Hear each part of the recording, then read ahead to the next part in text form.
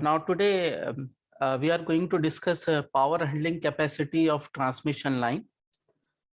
In previous lecture, we discussed a few points like overview of syllabus, its objective and course outcome.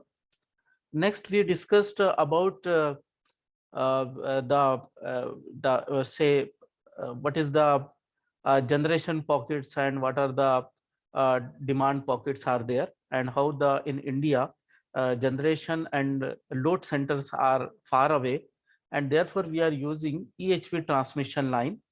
Then grid, advantage of interconnected system. The advantage of interconnected system can be described in a single word: is a mutual assistance to each other, all power station.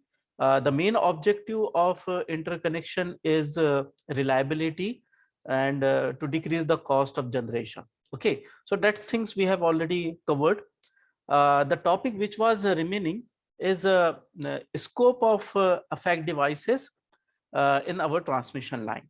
So to understand the transmission line behavior or its electrical characteristic, today we are going to discuss the power handling capacity of the transmission line. So for the transmission line, if suppose this is the sending end voltage E1, sending receiving end voltage E2, and the inductance or reactance of the transmission line, here the resistance and capacitor is ignored for our simplicity, whose length is L kilometers. We can define the power transmitted or power handling is equal to E1 E2 divided by X into sine delta. This equation already we have derived in machine 2 for the synchronizing power coefficient and power angle characteristic of a synchronous machine.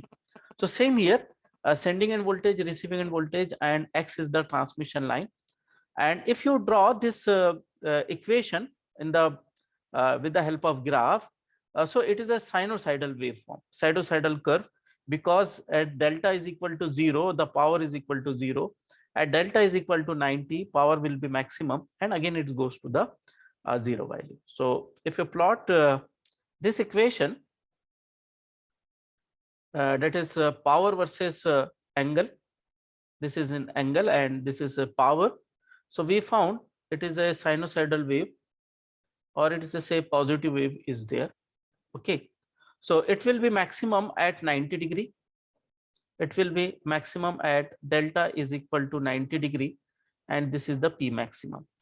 But as per the conservative criteria, we never operate our synchronous machine or transmission line at a higher angle, because at a small change or there is a disturbance in the transmission line, any transient occur in the transmission line, the synchronism may lose. So we will operate our system much more smaller than the calculated value, that is called as a conservative criteria. Let we are operating our transmission line or delta is equal to 30 degree, and for the equation it is such that here the reactance X for the standard value of the transmission line with a different voltage is, we can say that for 400 value of X or value, this is the voltage, operating voltage, and this is the value of X. Generally the voltage is 400 kV EHV transmission line, 750 kV, 1000 kV, and 1200 kV. So this is the system voltage, but in India we are operating at 400 kV transmission line. Only one line has been laid between Chandrapur to one nearby place, that is, I think it is a Wardha. There is a 765 kV transmission line, whereas the rest of the transmission line India is a 400 kV. But we want to see if the system voltage increases, what are the difficulty and what are the advantage in the EHV transmission line. So the value of X per kilometer for 50 Hertz, it is say 0.327 reactance, it is in ohms per kilometer, isn't it, per kilometer, and it is say 0.272 and it is 0.232 and it is 0.231. It is ohms per kilometer. Okay, for the 50 hertz frequency, because as the frequency changes, the reactance is going to change. So if you consider this is the, if you take the per kilometer value is 0.23 for the 400 kV transmission line, and 750 kV is a 0.27 ohms per kilometers, and so on. By putting, and we consider that here the E1 is equal to E2 for our simplicity. The equation of power, become P is equal to 0.5 E square into sine delta. So sine delta, we can say that here into sine delta. Just a minute. Here, instead of sine delta, we will write as sine delta. Therefore, sine delta, sine 30 is equal to 0.5. So it is E square divided by L into X. It is in megawatt. Okay, so this is the equation of power. Okay, just I will review. The power equation is E1 E2 upon X into sine delta, where E1 and E2 is the sending end voltage and receiving end voltage, X is the reactance, and delta is the operating angle, isn't it? Generally, the operating angle is smaller than the calculated value. The meaning of calculated value is that if suppose you are going to calculate what is the stability limit, if the stability limit is 70 degree, but we never operate the system at 70 degree, we will operate much more smaller than the 70 degree for the stability point of view. Okay, let angle is equal to 30 degree, therefore sine 30 is equal to 0.5, and this is the system voltage, 400 kV, 755 kV, 1000 kV and 1200 kV. The value of reactance per kilometer, ohms per kilometer, is it's as indicated over here, isn't it? And if you put this value sine 30 and all this one, the equation of power become 0.5 E square upon L into X, where L is the kilometer and X is the reactance per kilometer. It is in megawatt. Now we try to develop a table which shows the some relation of kilometer, means length of the line, and power handling capacity of the system, isn't it? Say this is a system voltage. It is a system kV. It is 400 kV transmission line, then 750 kV transmission line, 1000 kV and 1200 kV. Okay, whereas we will write here percentage power loss,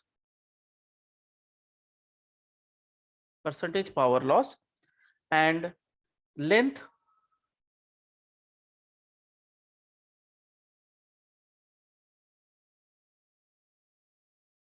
of line in kilometer.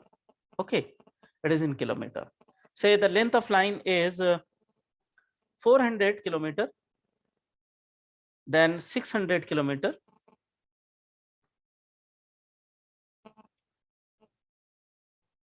1000 kilometer and 1200 kilometer. This is the length of line.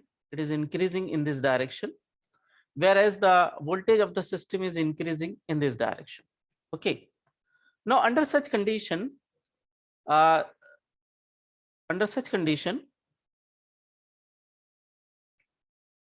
length of the transmission line 400 kilometer and 400 kV voltage, the power handling capacity of transmission line is 670 megawatt. Whereas if we choose the system voltage 750 kilometer, the power handling capacity is going to increase 2800 megawatt. For 1000 it is sorry 6000 megawatt, and for 1200 it is 8,625 megawatt. Means for 400 kV transmission line, if the system voltage is 400 kV, the power that can be transmitted by the given transmission line, it is 760 megawatt. If the system voltage increases to 750 kV, power handling capacity of the same transmission line, same length of the transmission line is going to enhance. So power handling capacity is gone increasing with respect to the increase in system voltage. Similarly, for 600, the power handling capacity get reduced from 670 megawatt to 450 megawatt. Again, if the increase in length is there, it is 335 megawatt. And for 1200,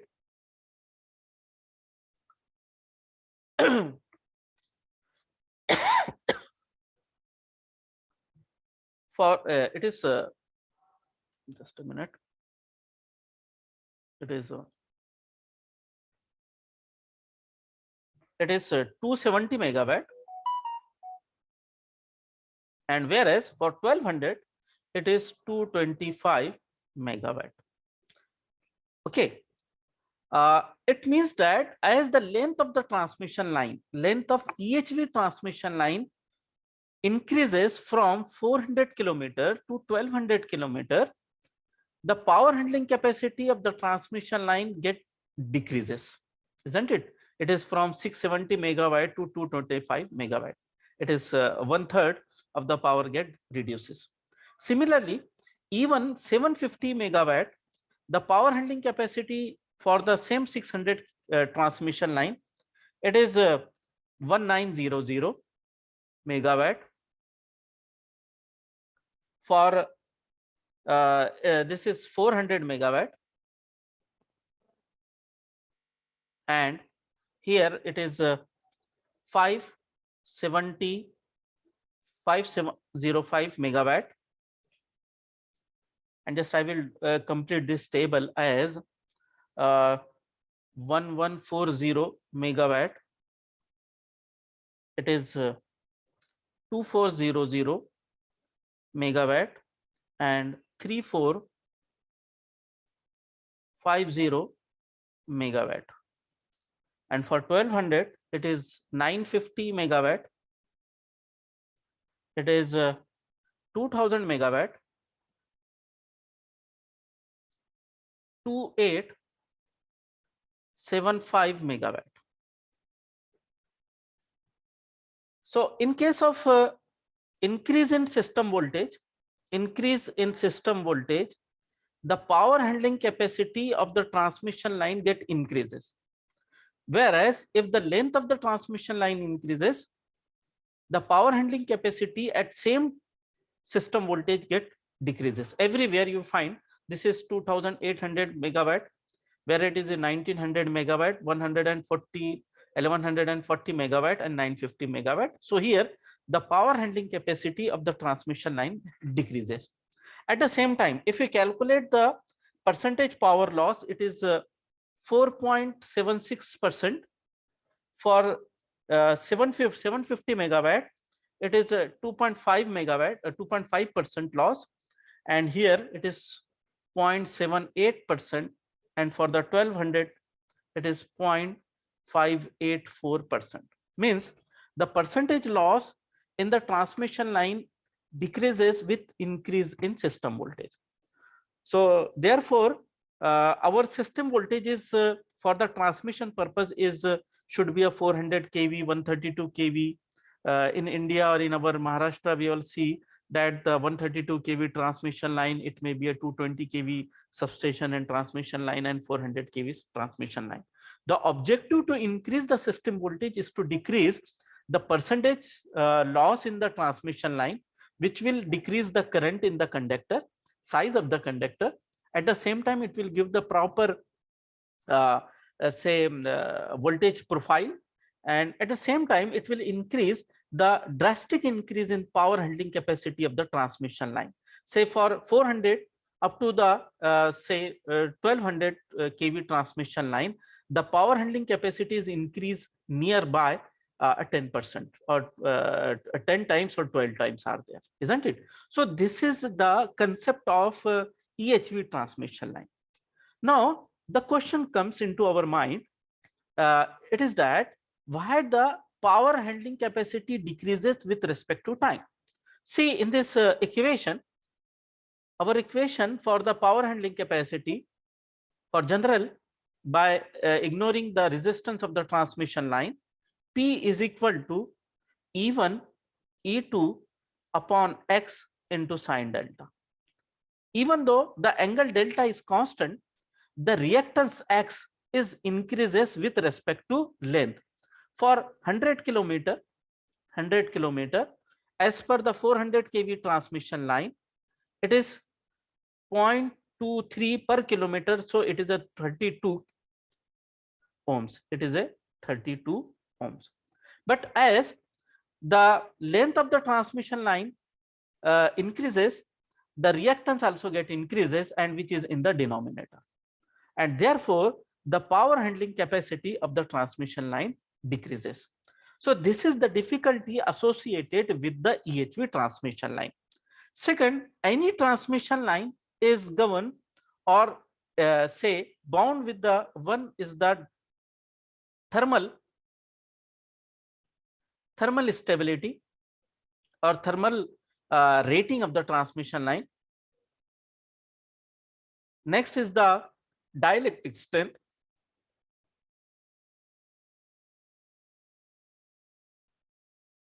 And third is the stability. So what is the thermal stability? The thermal stability is depend upon the ambient temperature and geographical condition. For example, in the Rajasthan, the temperature is very high, but in the northeast region, the temperature will not be high, but there is a snowfall. So these are the thermal conditions have to consider while designing the transmission line, isn't it? So it is also get affected over the power handling capacity and that infrastructure and cost of the transmission line. Second, dielectric strength is depend upon the type of insulator we are using. Can we use 400 1200 kV transmission? It can be erected physically, it can be erected, but it is restricted by the availability of the dielectric material or the insulators available for the 1200 kV transmission line, isn't it? So this is one constraint which is related to the EHV transmission line. Third point is the stability. Stability, again, this equation is very much important for our subject, that is a P is equal to E1 E2 X into sine delta. This stability define the angle delta. So there are different type of stability that is called as a angle stability.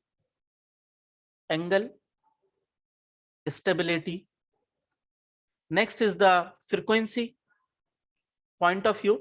The two system can be connected with the same frequency. If there is a change in frequency of one generating plant to the second generating plant, definitely there is a cascade tripping going to occur in the two area. Next is the steady state stability. Next is the transient stability.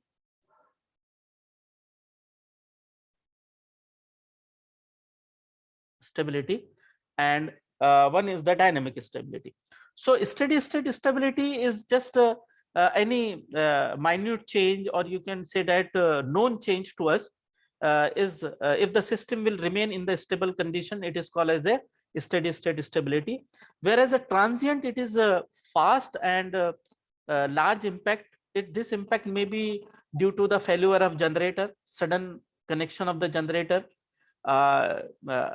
applicate fault of any fault occur in the transmission line. It is a 400 kV transmission line or 220 kV transmission line, faults are there. It is due to the failure of conductors and so on. There are different reasons. Already you have learned the transient stability and dynamic stability. So these points are considered while designing for any EHV transmission line. Now for the EHV transmission line,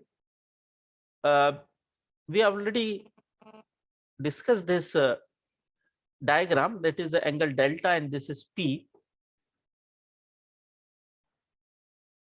Say this is the existing transmission line power handling capacity.